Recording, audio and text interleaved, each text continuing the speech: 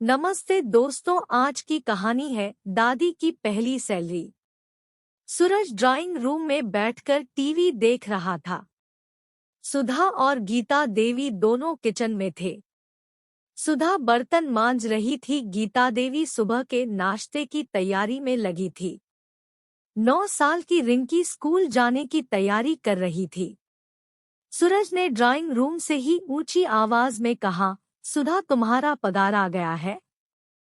अगर आ गया है तो इस महीने की ईएमआई तुम भर देना। मेरी सैलरी आने को अभी वक्त लगेगा। सुधा ने किचन से ही सहमति जताई। जी जरूर भर दूंगी। इस बातचीत से रिंकी के कान खड़े हो गए, क्योंकि कल ही तो उसके स्कूल में सैलरी के बारे में सबको समझाया गया था, जिसमें बताया गया था कि हर काम के लिए एक निश्चित रकम मिलती है, जिसे सैलरी कहते हैं। इस बात की याद आते ही वह तुरंत किचन में दौड़ी। उसको ऐसे अचानक दौड़ते देख सूरज भी उसके पीछे पीछे गया। रिंकी ने अपनी दादी के पास जाकर उनसे पूछा, दादी आपको सैलरी नहीं मिलती है क्या? सूरज और सुधा एक दूसरे की तरफ देखकर मंद मंद मुस्काए।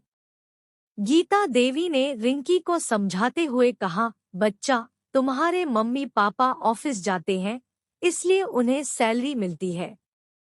मैं तो घर पर ही रहती हूँ ना, इसलिए मुझे सैलरी नहीं मिलती। रिंकी को यह बात कुछ समझ नहीं आई तो वह बोली, दादी आप भी तो कितना सारा काम करती है। सुबह जल्दी उठकर नाश्ता बनाना, खाना बनाना, पूरे घर की साफ सफाई करना, कपड़े धोना, मुझे ट्यूशन पढ़ाना और बाजार जाकर राशन लाना और तरकारी लाना और भी पता नहीं क्या क्या। आपके इन्हीं सभी कामों की वजह से तो पापा और मम्मी निश्चिंत होकर काम पर जा पाते हैं और मैं भी स्कूल में अच्छे नंबरों से पास हो पाती हूँ। तो क्या इन कामों की कोई वैल्यू नहीं है? रिंकी की बातें सुनकर कुछ पलों के लिए सब शांत हो गए। 9 साल की एक छोटी सी बच्ची जो सोच रही थी वह गलत नहीं था। सूरज और सुधा के पास इसका कोई जवाब नहीं था, मगर गीता देवी के पास था। वह बोली, किसने कहा मुझे सैलरी नहीं मिलती? मुझे पैसों के रूप में, कागजों के रूप में सैलरी नहीं मिलती, लेकिन मुझे जिस रूप में सैलरी मिलती है उसकी कीमत कोई आंक ही नहीं सकता। मैं घर की जिम्मेदारी संभालती हूँ तो मुझे तुम्हारी मम्मी एक दोस्त के रूप में मदद करती है।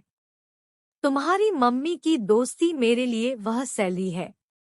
मुझे पैसों की जरूरत होती है और मैं तुम्हारे पापा को बोलती हूँ तो बिना यह जाने कि मैं उनका क्या करूँगी वह मुझे झट से पैसे निकाल कर दे देते हैं। तुम्हारे पापा का यह विश्वास मेरी सैलरी है और तुम जो मुझे इतना प्यार करती हो, मेरे बारे में इतना सोचती हो, वह तो मेरा बोनस है। अब बताओ, क्या मुझे किसी से कम सैलरी मिलती है? दादी की बातें सुन रिंकी खुश होकर दादी के गले से लगते हुए बोली, अरे वाह दादी, आप तो बहुत अमीर हैं। सबके चेहरों पर बड़ी मुस्कान आ गई।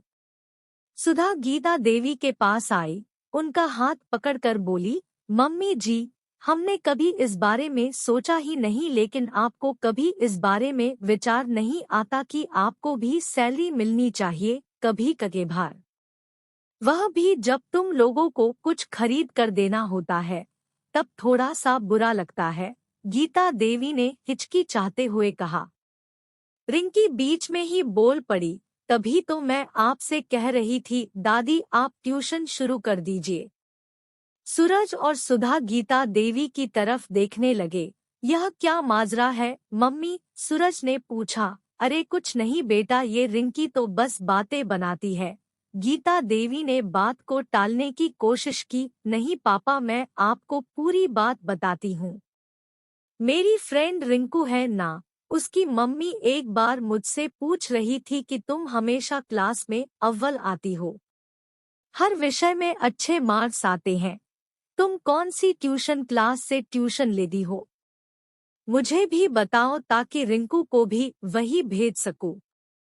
जब मैंने उनसे कहा कि मुझे तो मेरी दादी ही पढ़ाती है, तो उन्हें बहुत आश्चर्य हुआ। फिर अगले दिन तो वह हमारे घर ही आ गई थी और दादी से मिलकर उन्हें रिंकू और उसके साथ 3-4 और बच्चों को ट्यूशन देने के लिए कह रही थी। लेकिन दादी ने मना कर दिया। दादी हाँ भी कैसे करती, उनके पास दिन भर इतना सारा काम जो रहता है। रिंकी ने सारी बात खुलकर कही। सूरज बोला, अरे माँ, आपको ट्यूशन पढ़ाना चाहिए। यह बात तो पक्की है कि आप पढ़ाती बहुत अच्छा है। देखिए, मुझे भी तो आपने ही पढ़ाया था, उसी की बदौलत मैं इतनी अच्छी नौकरी पर हूँ आज।